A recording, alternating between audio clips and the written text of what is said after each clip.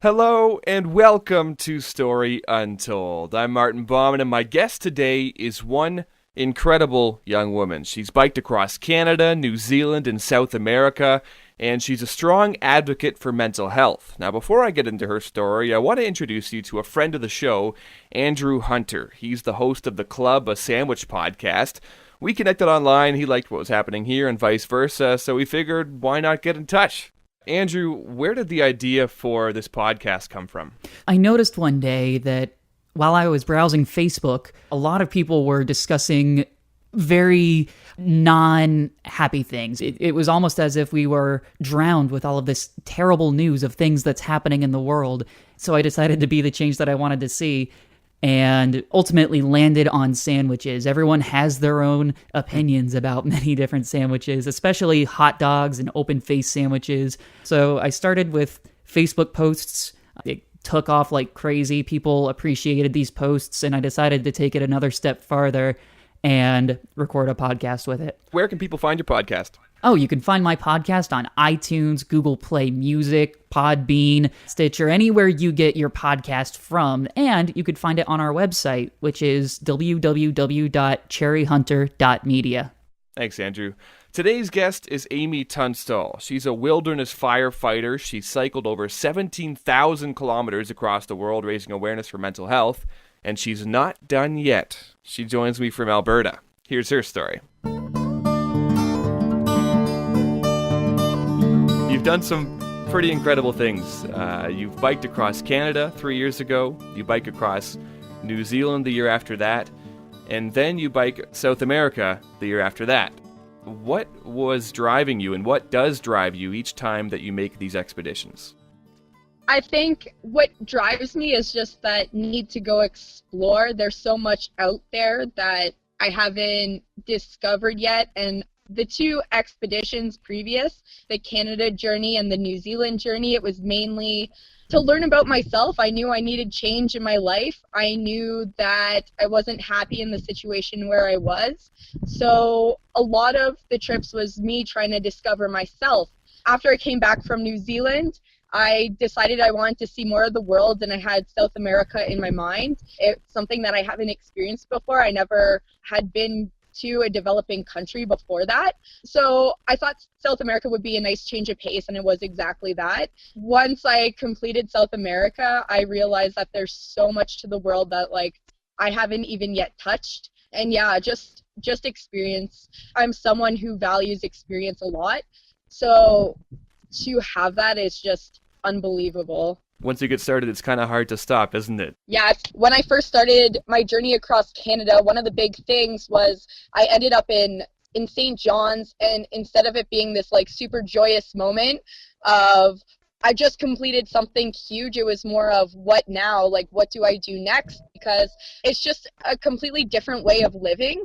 It's really hard to explain, but you're living in the moment. And I find that a lot of times when I come back, I'm on my phone or I'm distracted by a number of things, but basic needs is what you focus on. I'm hungry, I'm tired, and you really focus on yourself.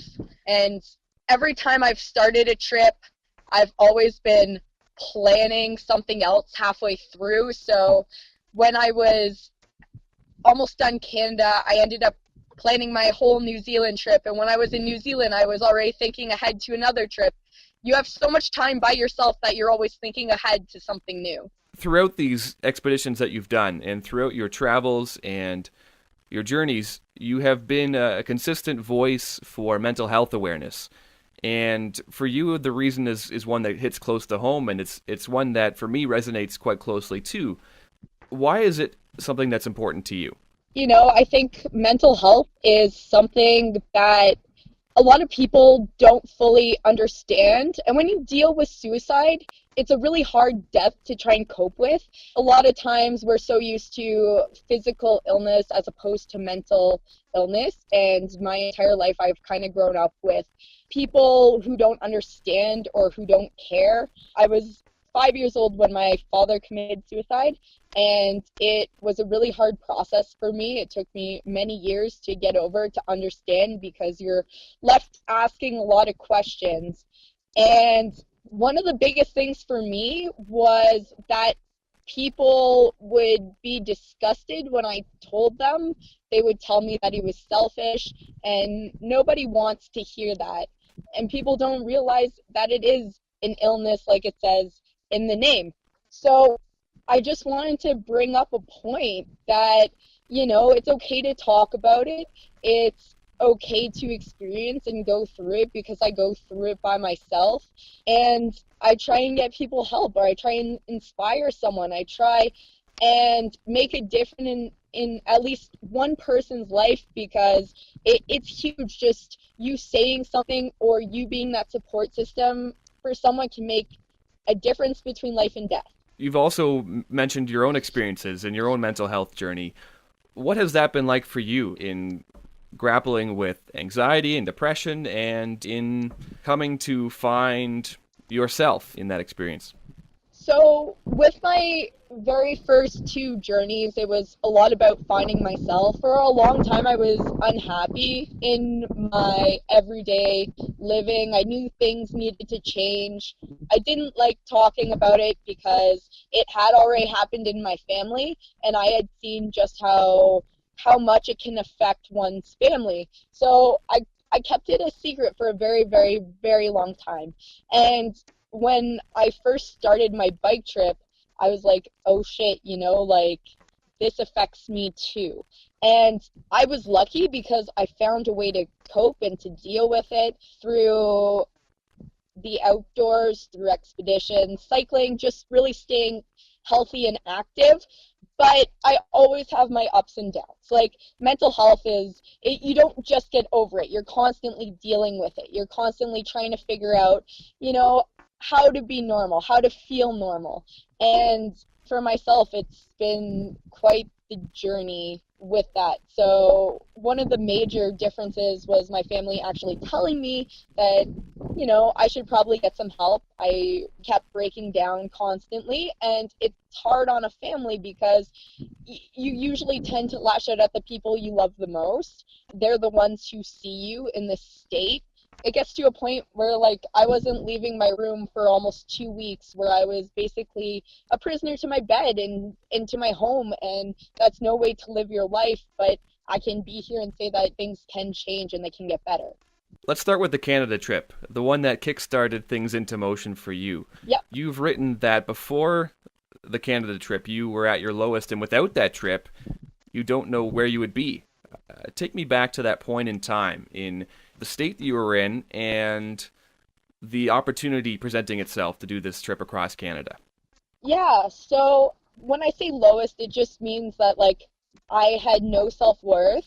I had no direction, no fulfillment. I had no energy. I was constantly exhausted. I was constantly breaking down. For me, it wasn't that suicide was an option, but I was to the point where it's like, what is worth living for? And what mental health does is it completely isolates you from the rest of the world, and nothing you do makes you happy. And so I felt like change needed to happen. I went to college, and one of my friends, it was his dream to cycle across Canada. I'd always been a person to say yes to opportunity, and he asked if I wanted to cycle across Canada. So before that, I had no idea that people cycled for extremely long distances, or that was even an option. I was like, what? People do that for fun? That's so weird. So before that point in time, I had never even like rode a bike for more than a few minutes, and I knew I needed change. So I said yes. I purchased a ticket to Vancouver Island, set for the next year after. I was 19 when we decided to ride across. I was 20 when I first started the journey, and it was a lot of just it was kind of like a mess of prep. I didn't know what to do, what to bring. I overpacked. I had like literally a house on my bike, and everything was just strapped on with bungee cords. Yeah, it was a really great learning opportunity. And before that, I hadn't even left Ontario, so it was a huge jump to get in this plane and take off to a side of the country I had never seen before, and then to look down on that plane and see everything you're about to bike across. And to me, it was like, is this real life? Is this really happening right now? And throughout that trip, I made this realization that there is more to do, more to go on with. I was in It got to a point where I just finished the northern section of Ontario, Hmm. and I broke down with this realization that I was going to be okay, that everything's going to be okay. And I think cycling really helped me with that, because you start living one day at a time. When my mental health state was, I'd wake up, I'd be exhausted, and I'd be like, what's worth going on? How do you go on? And then cycling kind of brought that back to me, where it was like, oh, you just take it one step at a time. And so I think there was a huge correlation between this healing process for me and cycling and just being outdoors. You mentioned you had only rode maybe a couple minutes on a bicycle before doing this trip. What was that early stage of the bike ride like for you, as far as the transition from going from, an amateur cyclist to suddenly spending your days on a bicycle? It was chaotic. We brought our bikes to Vancouver, and they're in these boxes. We had to set them up. I had never put together a bike before, so everything was breaking down on it. Managed to get it to a bike shop, and they're like, "Ooh, that's not good." So it was a matter of like me putting everything together and then just committing to do it. We bought the plane ticket. We were there. We were going to do it. In the early stages, my biggest fear was the mountains, because they're intimidating. They're terrifying. You're biking up them. One of our first few days, you leave Mission, British Columbia, and climb up over Allison's Pass. And Yep. that was day 3 of our entire adventure. So within 3 days of leaving Vancouver, we're climbing a mountain, and it's just switchbacks all the way to the top. And for me, that climb was huge. I couldn't sleep the entire night. I was barely eating. I was so nervous. I had a few Cliff Bars, and then we did it, and we got to the top, and it was a huge relief. And I think that was the turning point for me, where I was like, this is achievable. And I would soon learn that the mountains were probably the easiest part of the whole adventure. It's more mental than it is physical, and within about 2 weeks we were in peak physical stamina and ability. And yeah, it's just an adjustment, because your body's not used to it. And the biggest thing is like that mental component. You go as long as you need to. You take days off when you have to. At first, we started following, there's this like How to Bike Across Canada book that we picked up from MEC, and we were following that like people follow the Bible. And, we'd look through it every day, and he was doing like 180 kilometers, and we're like, this is so unrealistic. We were at like 60 kilometers at the time. So for us, we decided to chuck the book, and it was probably the best thing we did, because then we started allowing for opportunities to present itself. You've mentioned that moment for you in Lake Superior. You're about halfway across the country and you realize that you're going to be okay. Mm-hmm. Tell me about that moment, where you were specifically north of Superior, what's going on around you at the time when this epiphany hits you. Yeah, we were just northern Ontario, and it was just incredibly stunning. We're cycling up around the 17, and it kind of follows Lake Superior, and you have these like peak areas where the lake, it literally looks like an ocean. It's gorgeous. There's no one around you. Towns are far and few between. At that point, we had about 15 days of headwinds.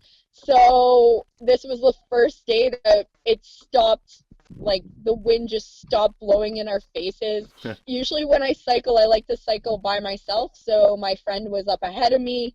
And yeah, I was just really grateful and thankful that I had seen this and experienced this, and I was in my home province, and I just had made it so far. People kind of doubted the whole adventure. They laughed when we said we were going to bike across Canada, and now we had ridden over 3,000 kilometers, and it just became so natural and so beautiful. And yeah, I just kind of broke down, because I realized I had a lot to live for. Clara Hughes is an influence of yours, and that same summer that you're biking across Canada, she's doing the same thing. Yep. And you crossed paths with her at the time. Where was that, and what was it like? So the whole way we had been following Clara Hughes, or she'd been following us. We were kind of leapfrogging across Canada. I saw her speak in Winnipeg. We left a few days before her, so we were up ahead, and her team passed us on the road. First, it was her car, so we actually met up with her, give us a lot of Cliff Bars, some Cliff Gels, and just talk to us, and it was really nice to hear from them. And then Clara Hughes had came, and I was a little starstruck because she was the one who kind of jump started it for me, and just an athlete who has accomplished so much. Two-time Olympic medal champion in both the Winter and Summer Olympics. Like, no other athlete has done that. To be saying and coming out and being like, look, I'm not okay, and mental health affects a lot of people, and people you don't even realize that it does. You know, as an Olympic athlete, I could only imagine everyone thinks you have it together when really you're just struggling to keep things together. So it was really inspirational to see her. She is just such a strong, powerful individual who, before she did Clara Hughes's big ride, I don't think people were really talking about it, especially with Bell Let's Talk. Like, I think they had a huge impact starting this talk about mental health. Fast forward along the bike ride in Canada, you are in New Brunswick, and there's a man that you meet along the way, and he sees you, and he sees your bike, and he starts to tear up. Yeah. Tell me that story and the effect that that had on you. That moment really put things into perspective for me, and kind of why I keep continuing to do these treks and these journeys. So I was in New Brunswick at a gas station, and I just pulled in, and this man who was probably in his 50s, early 60s, came up to me and was almost in tears.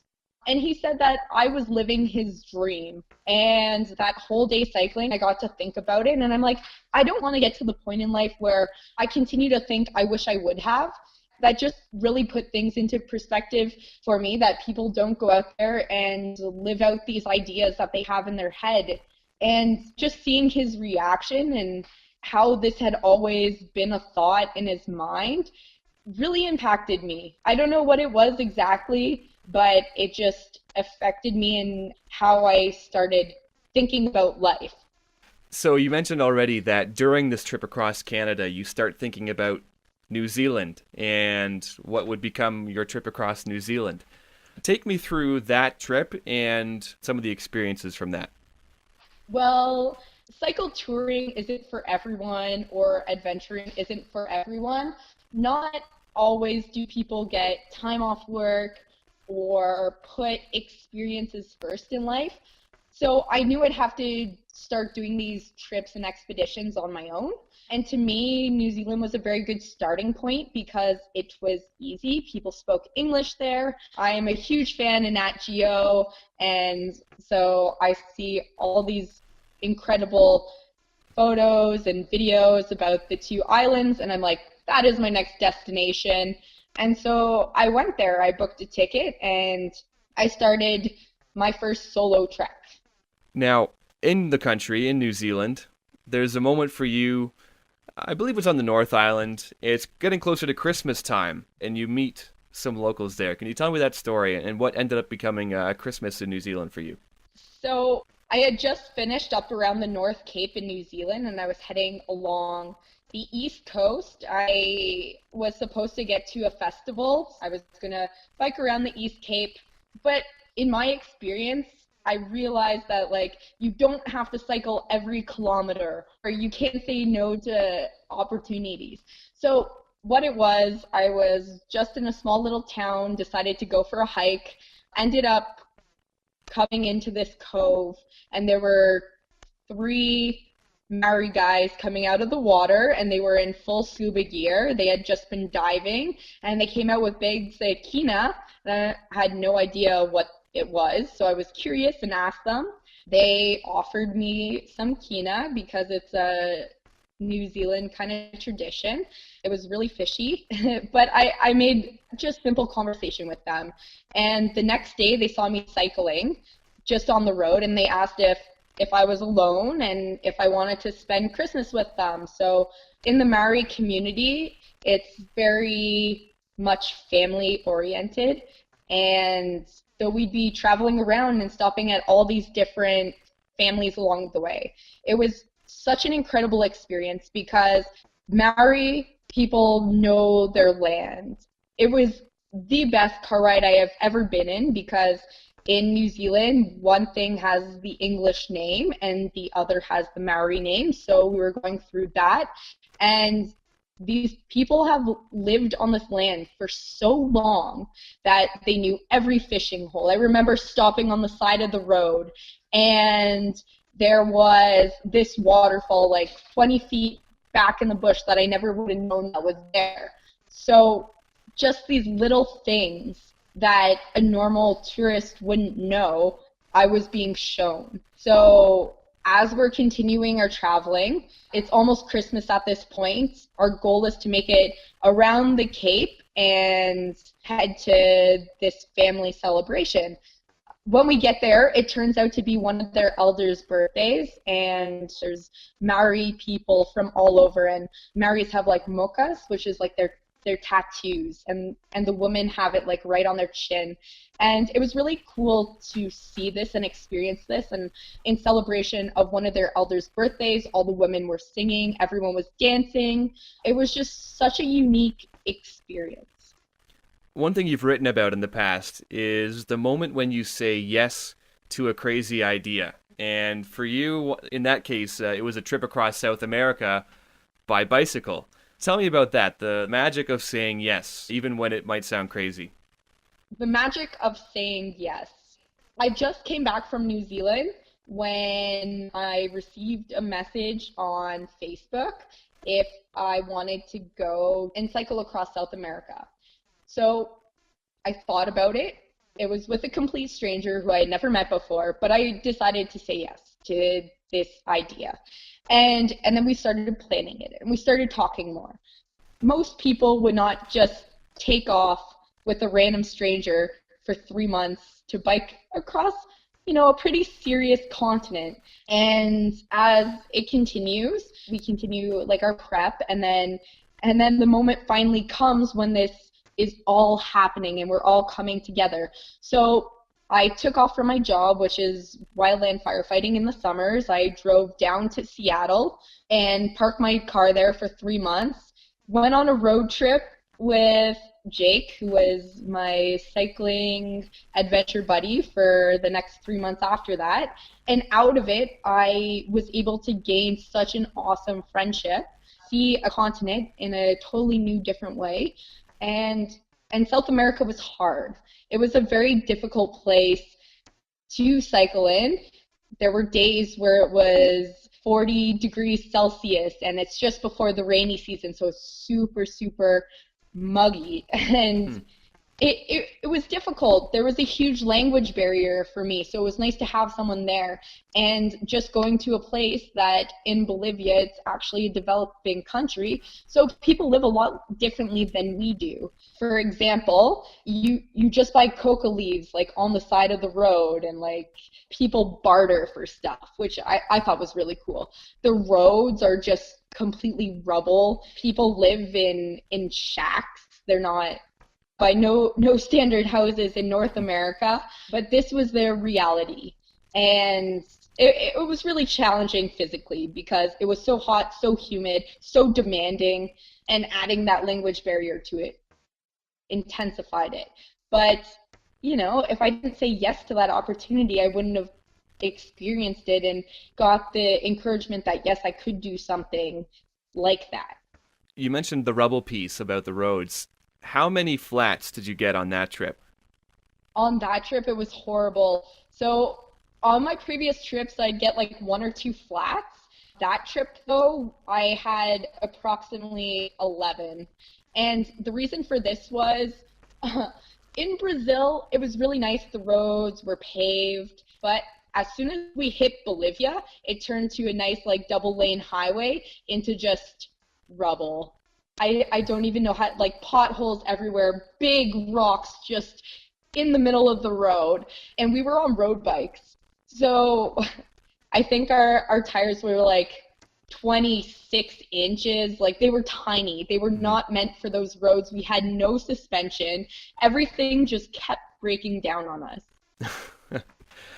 You started your trip in Rio, and that first night leaving the city, you're biking through the favelas. Tell me about that moment for you. It probably wasn't the smartest moment of my life. The Rio favelas are one of the most dangerous places in South America that you can visit.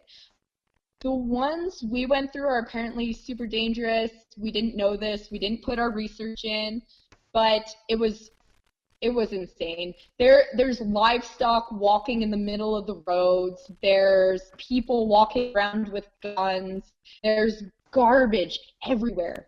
Like, we knew we were coming into a favela because we could see smoke off in the distance because they didn't have a place to put garbage. They'd burn it. And like every time we came to one, there was this smell to it. We're miserable. It's not a good time. Nothing's really going right because we haven't gotten our systems down pat yet. And there's nowhere to go. The outskirts go on and on. It was probably about 100 kilometers of cycling of just like buildings and people. No grass, no nothing. We were expecting to find a park or something we could put our tents up in, and we just kept going because there was nowhere. It was just houses stocked on houses on houses. Like it was insane. And later that night, it's getting to be about 10 p.m. We're super exhausted. We've been now cycling for nearly 13 hours. We planned to stop quite a bit before that, but there was nowhere to stop. There were no hotels, no nothing. So we're trying to find a place to just set up a tent. We go knock on some churches. They're like, no, you can't stay here. We continue our journey, finally find this area. And I'm like, okay, there's some trees. Let's set up down there. So Jake goes down first, and it turns out to be a sewage wasteland. He steps in about a foot of sewage, and he comes up, and he's so pissed because I said this would be a great camp spot. And we barely know each other at the time, so tension is really, really high. He smells like shit. Like, there's no other way to describe it. He has sewage on him to his knee. He's mad. I'm like, okay, let's just continue. We use a whole pack of just wet wipes on his leg to try and sort it all out.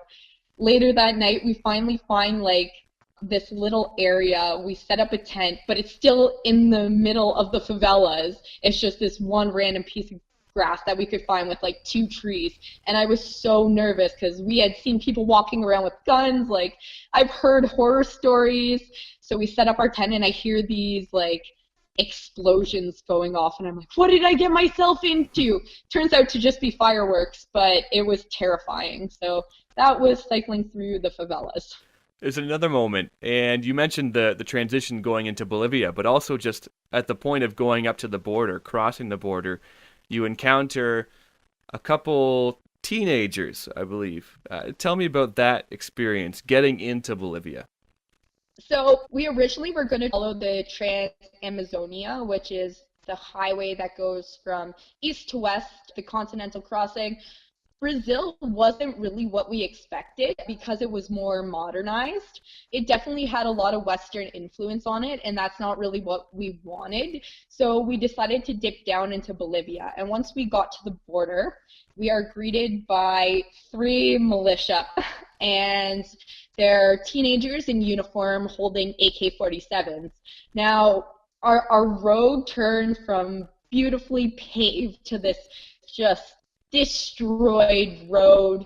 There's these kids holding guns. Then these guys start talking to us, and they don't know any English. We don't know any Spanish, but we notice their Captain America phone case.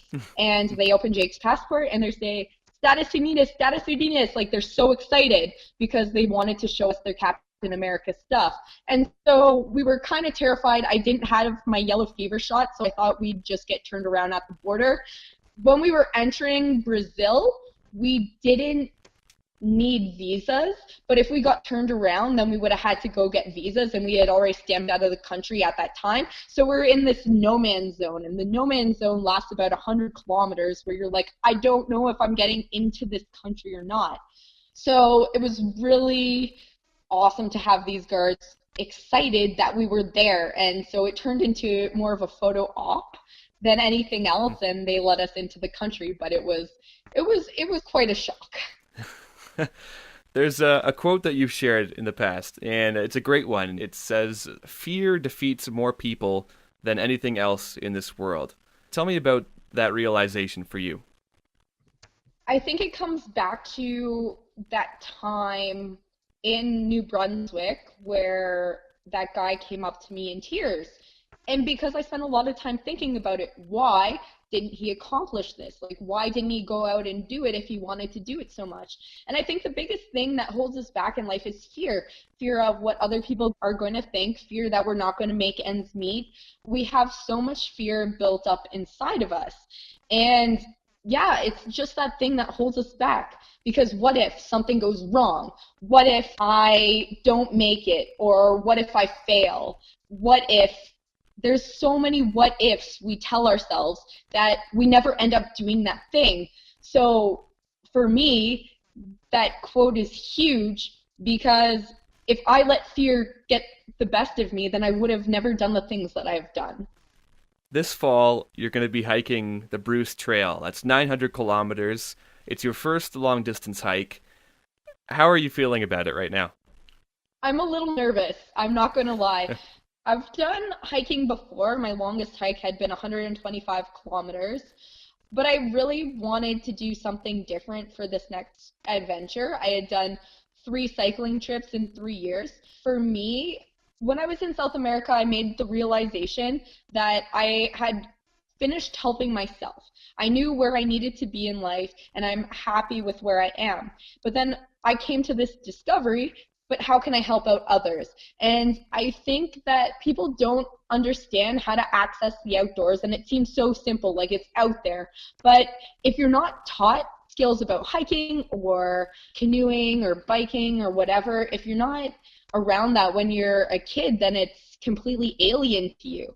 So with this hike, my goal is to get the community out and walking, or friends out and walking and meeting me on this trail. I wanted to do something local. There's a huge benefit in the healing that the outdoors can do to people who are suffering with mental health issues. So the trail is 900 kilometers or 1 million steps, and so my event is 1 million steps for mental health. And it goes back to mental health is like taking a long walk or a long bike ride, because you're doing it one at a time. They're very similar. You need to live in that moment, and you need to experience it and handle it in small portions. You don't get the thing done, or you don't deal with it in a day. You don't notice it right away. It takes a while to get there. It's a process to get there. You can't expect results overnight, is where I'm getting at with that. It's like an extended period of time. So what's the plan for you as far as the day-to-day goes, in terms of feeding yourself and finding a place to sleep as you're on this trail? So everything's done. I'm self-supported. For food-wise, I have a total of 3 drop boxes that I'm going to mail to myself. It will contain like 9 days of food, 10 days of food, and I'm going to prep everything beforehand. I've already started the preparations for it. And yeah, it's going to be about 38 days in the tent. Oh, another important question, how can people help out if they want to get involved, whether it's joining you or donating? I mean, you're raising money along the way. How can people get involved? Yeah, so there's a few things that you can do. For starters, aimoutside.com has all the information you need. On that page, there is a donation button that you can access. It tells you more about the trail. It tells you more about how you can join up with me. I have 5 meeting locations. throughout Southern Ontario where you can meet up, join, hike for a day or a night. If hiking's not your thing, then it's a donation button. You can make a donation.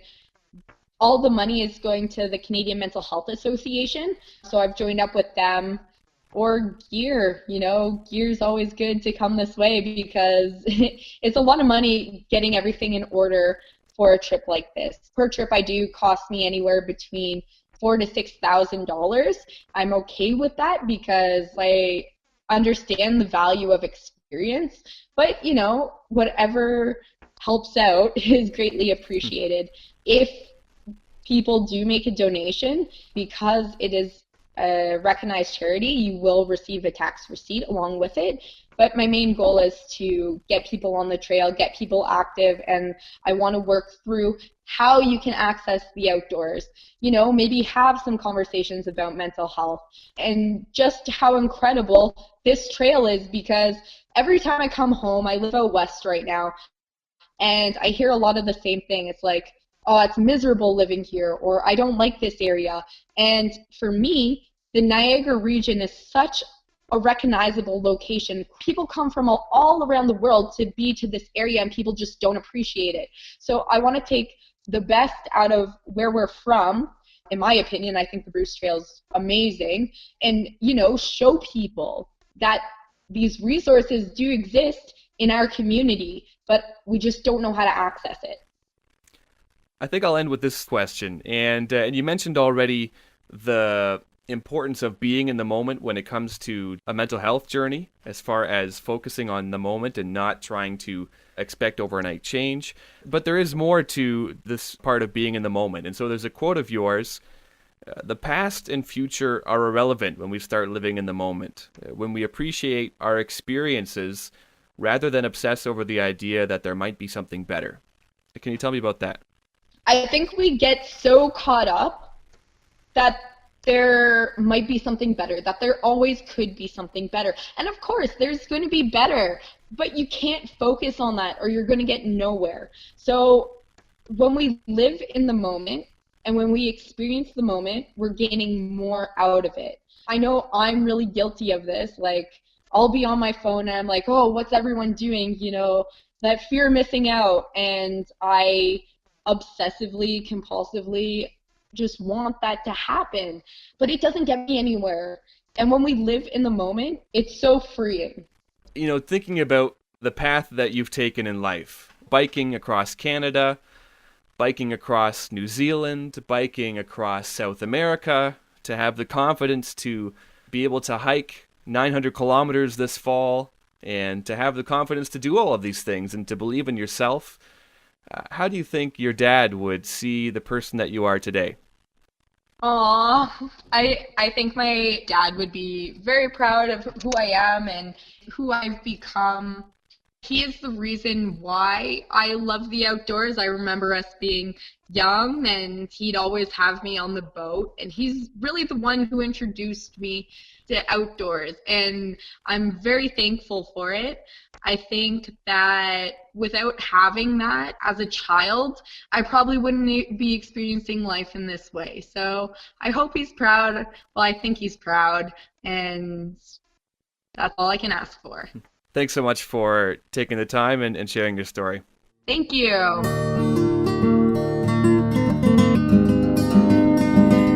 That's it for the show. Thanks for listening, and I hope you liked it. If you want to read more about Amy and her travels, head to aimoutside.com. Keep a lookout for her this fall as she hikes the Bruce Trail. Theme music for the show is by Dr. Turtle off the album You I'll Ah. I'm Martin Baumann, and this was A Story Untold. See you next time.